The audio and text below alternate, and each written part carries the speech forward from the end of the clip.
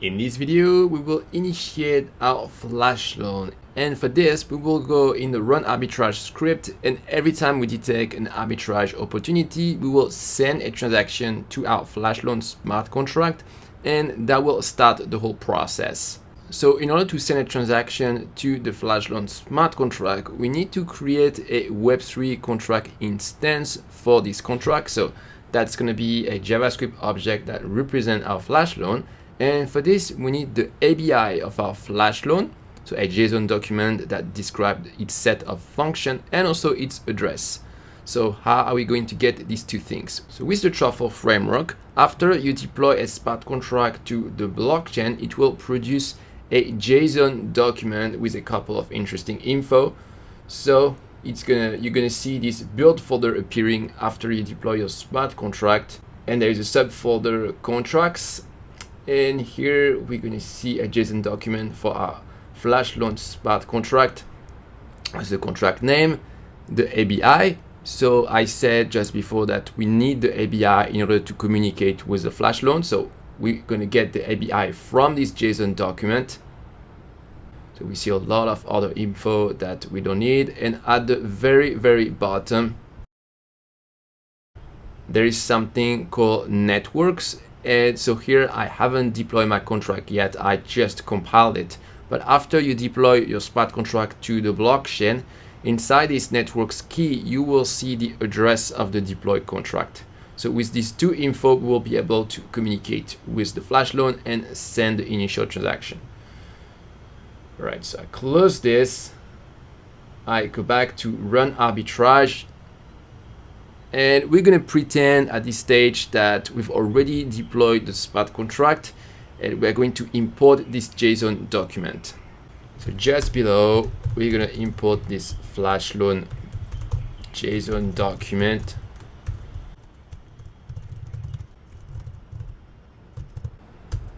All right, next we're going to scroll down to the init function. We have some work to do here. So we're going to need to create a Web3 contract object that points to our Flashloan. And for this, first we need to get the chain ID. So that's an integer that represents the Ethereum network that we are connected to. So we can get this with Web3. Then we will construct this Web3 contract object. First, we need to pass the ABI, so that describes the set of functions of the Flashloan.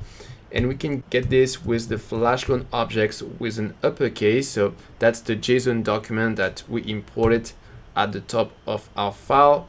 And inside, we have an ABI entry.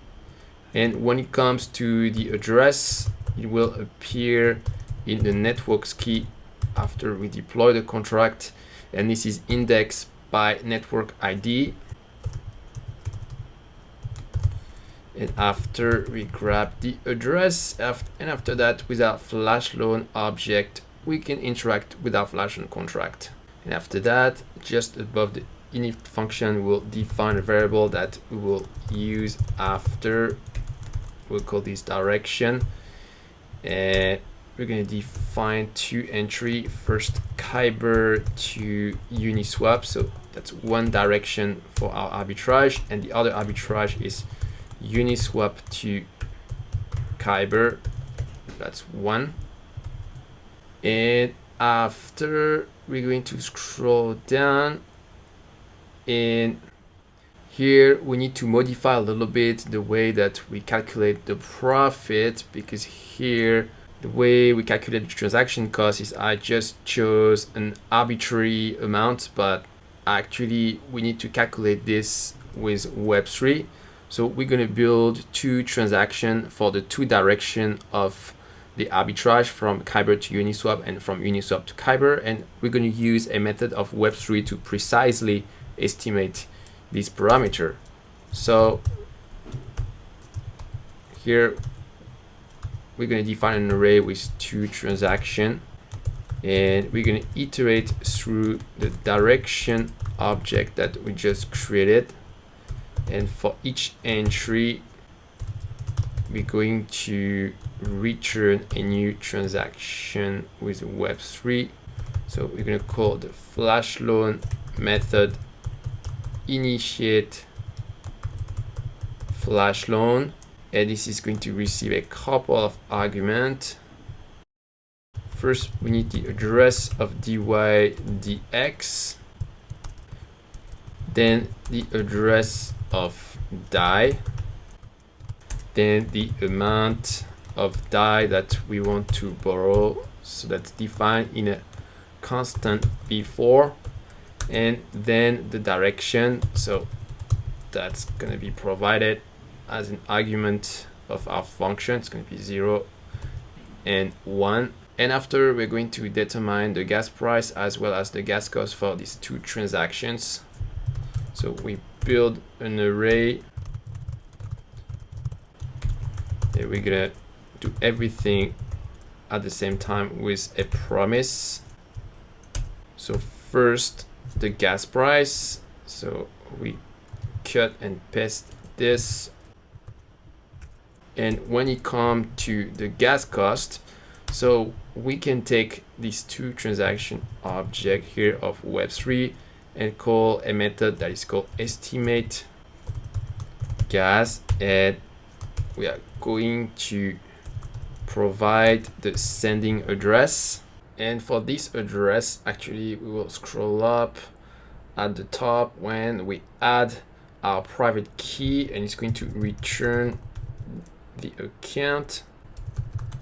And actually we're just going to destructure the address, and we're going to rename this as admin. Okay, and now we can scroll down to where we were before, and here, so for the from, that's the address of the admin, and that's the same thing for transaction 2. So we estimate the gas cost of these two transactions. And after, actually we're gonna have two different transaction costs depending on the direction of the arbitrage. So first, we transform the result into an integer because this is written as a string by Web3. And the same thing for transaction cost 2. And after, this is here transaction cost 1, transaction cost 2. And after, we scroll down, and here we're going to send a transaction. So here, because we send a transaction from the backend, we don't have access to MetaMask. So the way we send a transaction with Web3 in the backend is slightly different than with MetaMask. It's slightly more complex, but not too much. So first, we need to build what we call the data parameter of the transaction. So that's basically a description of which function we are going to call and with which argument. So for this, we use the transaction 1 object, and there is a function called encode ABI.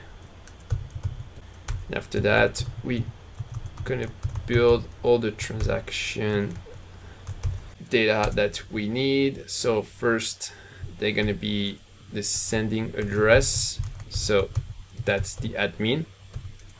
Then the recipient, so that's gonna be the Flashloan smart contract. Then for the data parameter, well, that's gonna be data here that we already created. And for gas, well, that's gonna be gas cost 1. And for gas price, we already calculated this here. And after, we need to send this with web3.is.send transaction, and we pass it the transaction data object. And after, we can console log the transaction hash.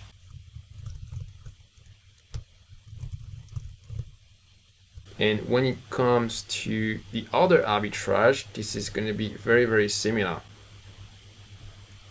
So we copy paste this just below. Now it's going to be transaction 2. Here is going to be gas cost 2.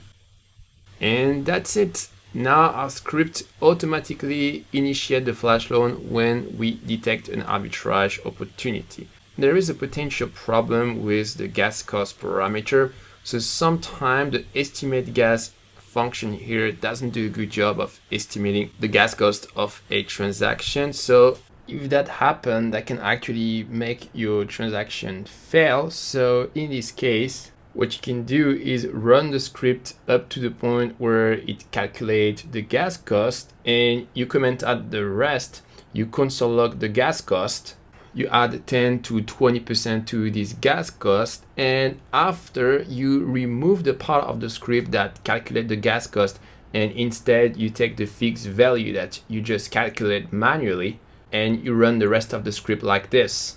By the way, I realized there is a mistake here, so replace this by direction and between square bracket direction, and this will provide the right argument to the initiate flash loan function. It's going to be 0 or 1. Okay, that's it for this video. We're going to stop here, and in the next video we are going to deploy our flash loan smart contract.